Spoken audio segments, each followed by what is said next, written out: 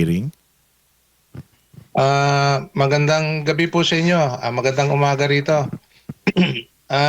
Kaming anim na abogado na pumunta rito.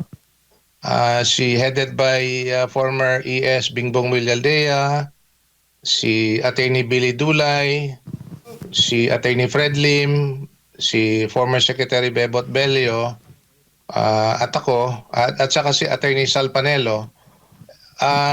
After nung hearing na nung nangyari, natapos na kahapon, nag-usap-usap kami and we were unanimous that Attorney Kaufman did a very good job in presenting a case against the prayer to confirm the charges.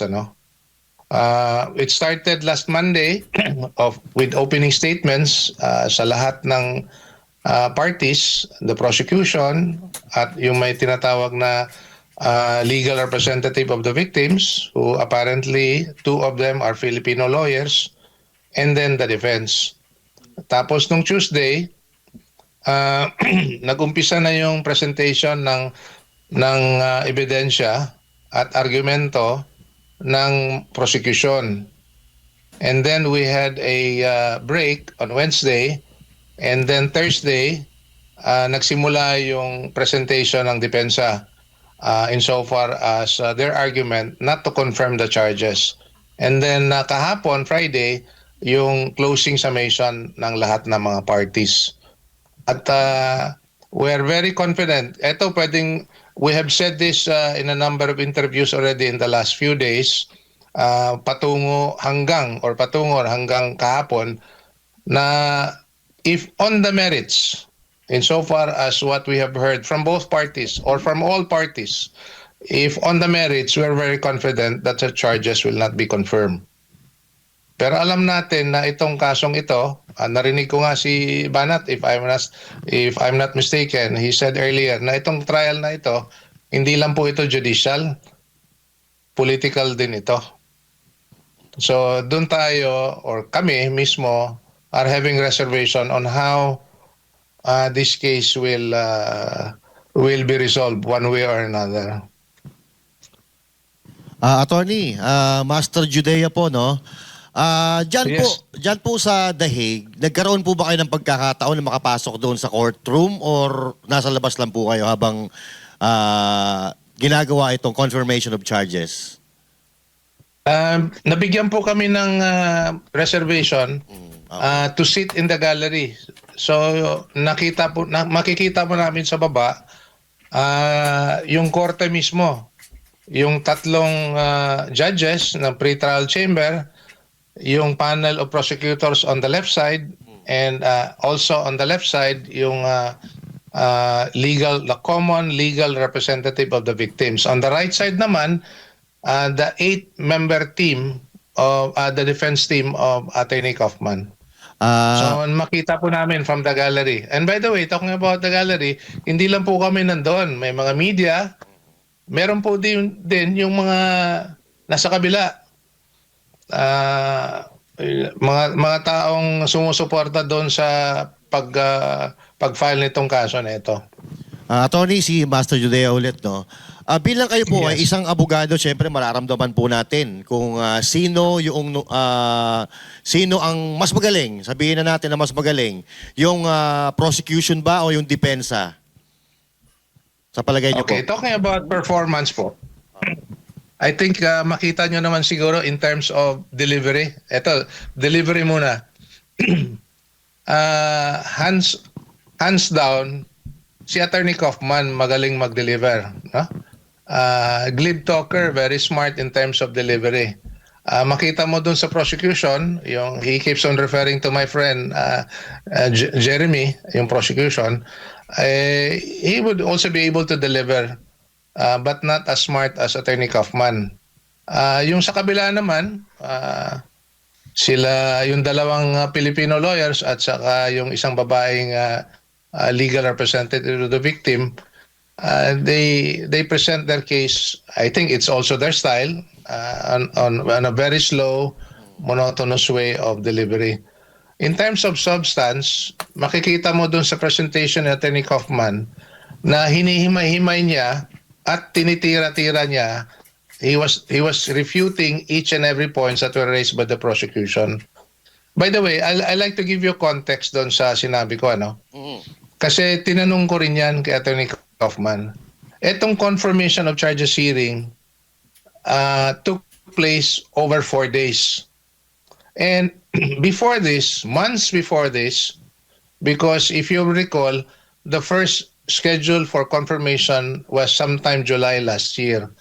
And even before that, meron ng tinatawag na exchange of information, documentary, audio, videos for the other side to consider. These are actually confidential exchanges. And whatever you submit to each other, supposedly alam ng korte. Ibig sabihin, nakalatag na rin sa yung mga ebidensya nito, itong mga dokumentong ito, sa records ng court, ng pre-trial chamber. Kaya tanong ko, bakit kailangan pa dumaan ditong very public confirmation of charges hearing? Kailangan daw para, kasi sa dami ng ebidensya na inailatag na, at least in private, kailangan daw summarize at least in 4 days yung mga argumento ng bawat ng bawat party, no? So yun po ang nangyari, na whatever was presented by the prosecution, hinighlight lang nila po yung mga malalakas allegedly mga malalakas na ebidensya na pwede nilang itapon against Mayor Rudy. Si Attorney Kaufman naman nagpresenta to refute each and every points that were raised by the prosecution. So yun po ang nangyari kung bakit kailangan pa, and it's also part of the rules and procedure of under the Rome Statute and of the ICC na dadaan itong prosesong tinatawag na confirmation of charges. Good evening, Attorney Delgras, si Coach Oli po ito. Alam nyo, Yes, Coach. ito yung bottom line na tanong ng taong bayan eh. Kasi sinasabi natin na malaki ang pag-asa kung ang titingnan ay ebidensya, pero syempre, political din to. And we all know that. Pero ang inaantay po ng taong bayan, gusto nilang malaman eh, na paano natin i-explain in layman's term na may pag-asa pa ba to? May aasahan ba tayo dito sa ginagawang hearing o talagang wala na, give up na? I like to borrow the words of Attorney Sal. Hope for the best, expect the worst. I like to put that in context. Ganito po yan. Unang-una, narinig ko yung earlier conversation yun patungkol sa jurisdiction ng korte. Patungkol sa situation in the Philippines. And that's how they express it in the court. Philippine situation or situation in the Philippines. And then they would refer it to a particular person, as in this case, si Mayor Rudy. Now, sa ating Philippine judicial system, pag merong issue of jurisdiction, kailangan i-resolve muna yan. Kasi nga, kung mangyari na hanggang sa dulo makita na wala palang jurisdiction, walang saysay yung mga nangyayaring hearing sa nakita natin the last 4 days, no? In fact, the issue of jurisdiction is the core issue that Mayor Rudy have raised, because in the first place he have always maintained na walang jurisdiction ang ICC. Walang jurisdiction, among other things, because we are withdrawn from the ICC. The investigation that was conducted by the ICC investigators, na kung totoo yung sinabi ng mga 18 former AFP personnel, were conducted after the withdrawal, which was sometime 23, 22, nag-withdraw tayo 2018, made effective 2019. Ibig sabihin, wala na talagang jurisdiction yung ICC kung totoo yung narration of events ng mga dating sundalo. Now, nevertheless, unique as it may be, in the rules of the ICC, they can proceed with, as in this case, the confirmation of charges hearing, kahit na may pending issue on jurisdiction. Kaya that one alone makes us wonder, even among us lawyers, kung bakit this process has to proceed. So, yun So, po, yung isang bagay na yan na unique to the ICC rules.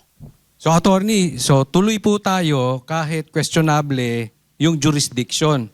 Ngayon, kunwari, bandang dulo, iba ang desisyon ng ICC laban kay PRRD, pero napatunayan din na walang jurisdiction. Pwede bang mabawi yon, yung desisyon na yon, and at the same time, pwede ba silang pasagutin etong mga gumawa ng pag-abuso sa batas ng Pilipino, and at the same time yung ICC, dahil knowing na walang jurisdiction, tumuloy sila?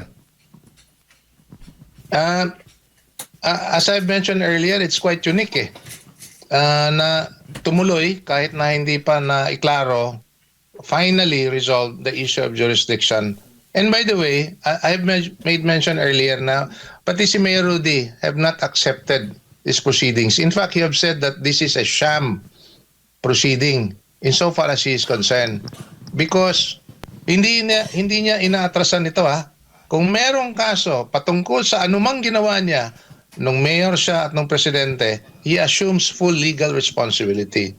That said, he also said na it will have to be a Filipino court tried by a Filipino judge kung anumang kaso na ilalatag.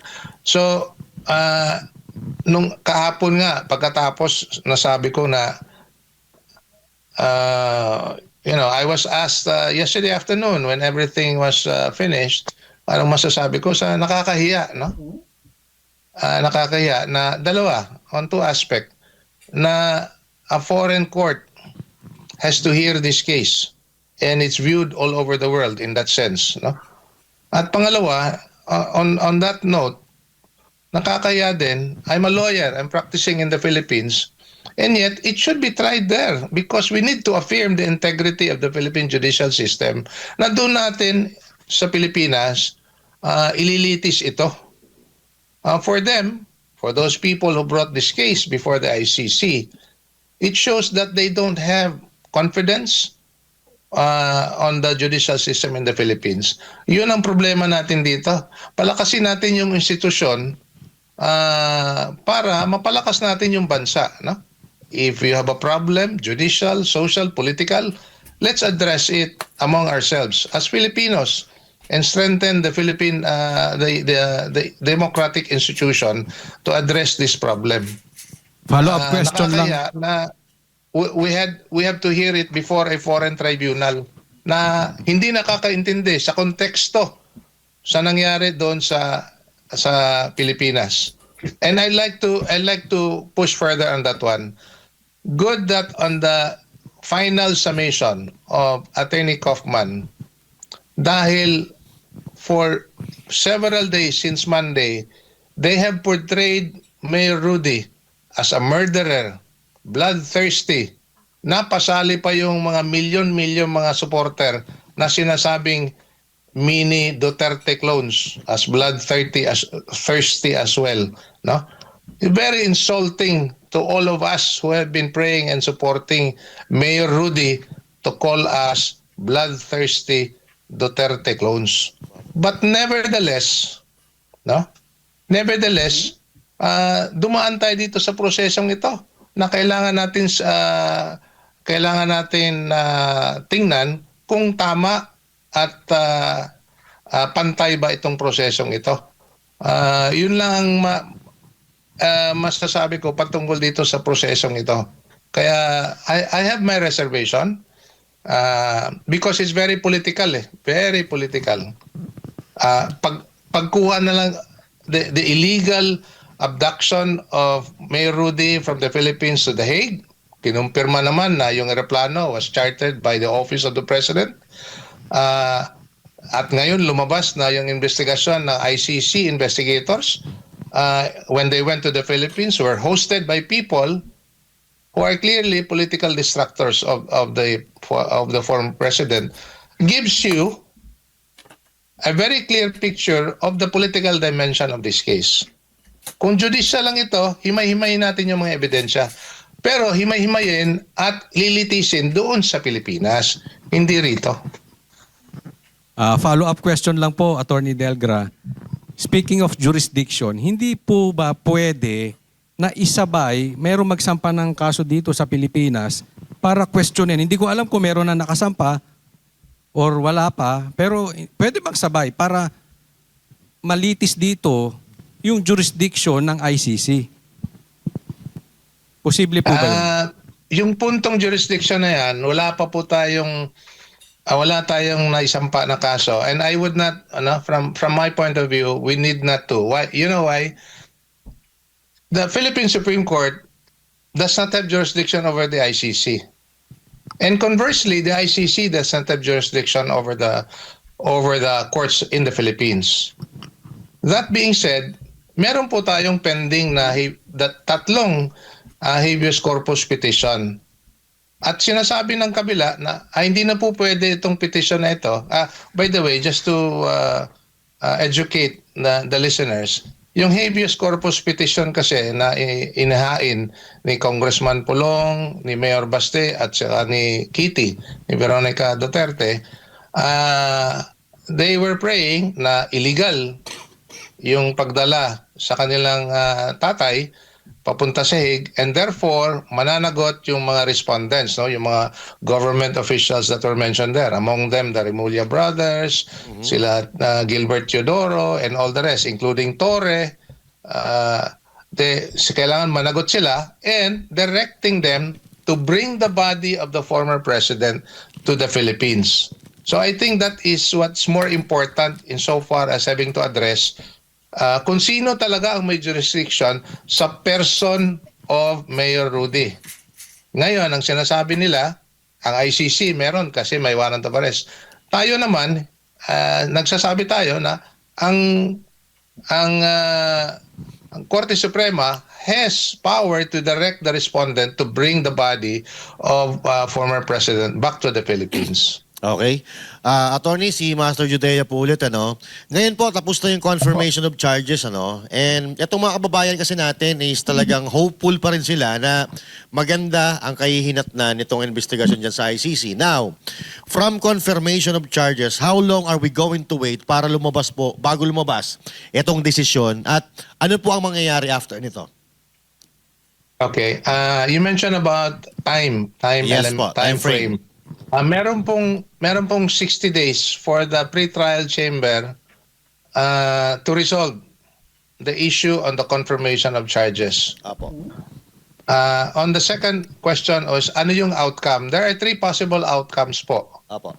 Una, if the prosecution was able to prove, and the standard of proof is actually substantial evidence, to bring the case to trial, then the charges will be confirmed. Kung hindi naman sapat yung ebidensya na pinakita during the confirmation of charges hearing, then the charges will be denied and the case will be dismissed and Mayor Rudy will be released from detention and brought home to the Philippines. That would be the consequence. The third outcome is kung makita ng judges na hindi sapat to confirm but may direct the prosecution on two things. Una, to reduce the charges kasi hindi sapat yung ebidensya to support the charge of crimes against humanity, or magkala pa ng additional evidence to support the charges. So basically, out of these three options, ang what we would have to expect is the only option that we would be expecting is the dismissal of the charges. Kasi yung dalawa, yung kung ma-confirm yung charges po, ang mangyari nito, trial will proceed and he will remain in detention.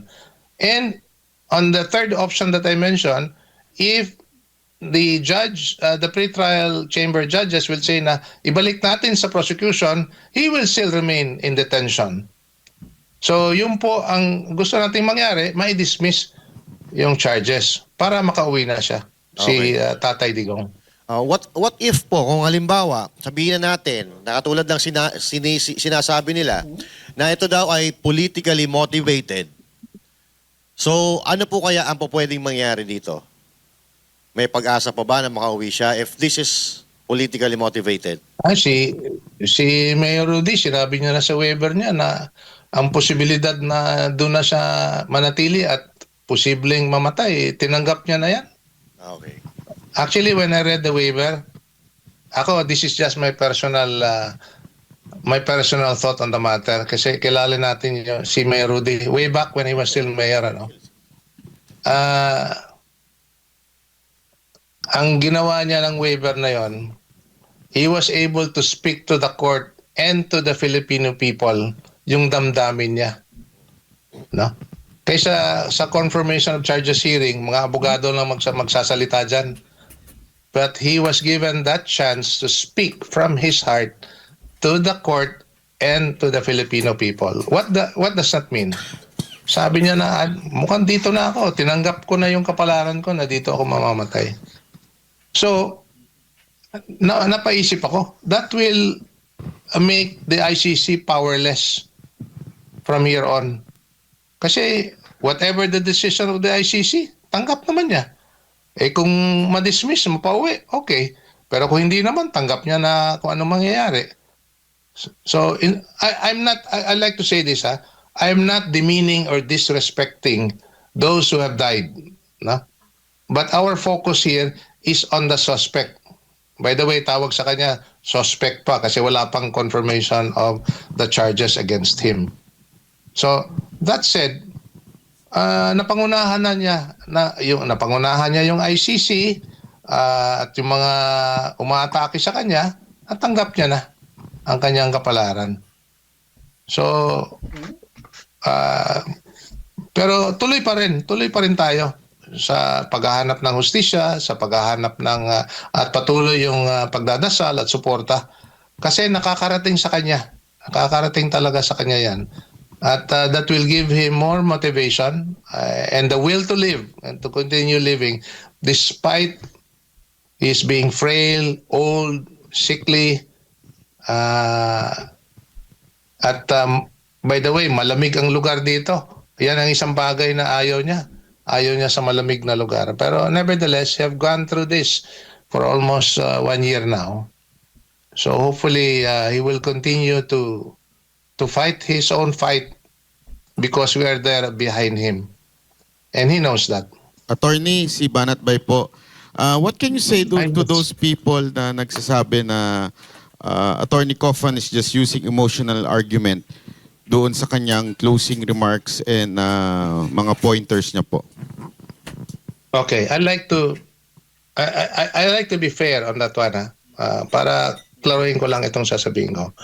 When the prosecution, especially yung dalawang Filipino lawyers, were saying that Mayor Rudy was a murderer, and they even went, as I've said earlier, bloodthirsty, Mini Duterte clones, which I really felt very insulted, and I'm sure a lot of you were. They were also saying that children were murdered across the country. Yun ang sinasabi nila. Ngayon, that's one characterization of the man which to us is absolutely false. Now, Attorney Kaufman is in his closing statement, he mentioned about the statement of his encounter with the president last Wednesday, which basically was the same in almost every visit that Attorney Kaufman and his team would go through when they visit the president. Ang sinasabi ni Attorney Kaufman sa akin na almost every day na bumibisita sila. Kaya either to discuss the case or simply to keep him company. Ganun po yung kailangan natin gawin, yung ginagawa nila. Now, yung sinabi po ni Attorney Kaufman, if I have to say this, was sincere, authentic, and factual. Kasi kilala natin si Mayor Rudy, si Tatay Digong. Yung mga sinasabi niya patungkol doon sa I wish to be remembered as a faithful servant of the people. Alam natin yan. So, hindi gawa-gawa ni Attorney Kaufman yan. Ano? Galing talaga yan kay Mayor Rudy, yung mga salita ng ganyan. At nakaka-relate tayo dun sa mga sinasabi niya because we have known him. I like to say this on a personal note. I am privileged enough to know him a little bit more of him than those who have been criticizing him. So, yun ang gusto kong sabihin sa lahat na totoo yung sinabi ni Attorney Kaufman. If it appeals to emotion, let it be that way. But I state for the record that it was authentic, it was factual and sincere insofar as what we know of the President. Having said that, meron ng dalawang characterization ng tao before the judges. Ang sinasabi sa kabila, murderer, pumapatay ng mga bata. On the other side, a very compelling closing statement of Attorney Kaufman saying an entirely, completely different story about Mayor Rudy.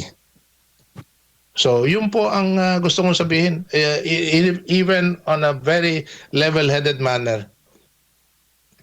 Attorney, isa pang tinatanong ng mga kababayan natin, pareho po ba ang sistema ng korte dito at saka korte sa ICC? Ang burden of proof po ba ay nasa nag-aakusa o ang depensa ang kailangan magpatunay na hindi mamamatay tao ang ating Pangulong Duterte? Pareho lang po. The burden of proof is on the prosecution to prove the allegations that they have made or leveled against the former president. What? Yun po, pareho lang. I think universally pareho lang yung pamamaraan on the determination of due process. So yung sinasabi nating due process na yan, kahit na hindi magsasalita yung dating Pangulo, whether he's innocent or guilt, it is the responsibility of the prosecution to prove his guilt. Yun po yung standard of proof dyan. Beyond reasonable doubt, by the way. This being a criminal case. Attorney, isa pang accusation ng kabila ay yung tinatawag nilang indirect. Kasi pinupunto ni Attorney Kaufman na wala naman pong direct na kautusan or involvement ang ating dating Pangulo, pero sinasabi naman ng kabila na there's such thing as indirect na responsibility yung mga statement ng ating Pangulong Duterte. Ang isa pang indirect statement ay pwedeng maging batayan ng guilty verdict? Dun sa tanong mo po, wala. Hindi po batayan yan to convict. But I would like to go further on that particular context. Kasi naging indirect perpetrator siya dahil hindi, according to the prosecution, hindi siya ang pumatay. He did not pull the trigger. But somebody did because inutusan siya. So basically, yan yung argumento na yan. But I'd like to state this for the record, especially yung relevant period when he was president. On the issue of the anti-drug policy of government, very clear yung policy na yan. And it's open source po yan. The Philippine Anti-Drug Strategy, yung mga lahat ng mga executive orders as regards how to address illegal drugs, it's all out in the open. And why I'm saying this, it is at the level of policy. And the President having set the policy, ang sa baba, yung PIDEA, yung Department of Justice, yung PNP, will now implement that policy. So malayong-malayo, very detached, yung sinabi ng Presidente by way of declaration of this policy against illegal drugs, punta dun sa baba on how to implement.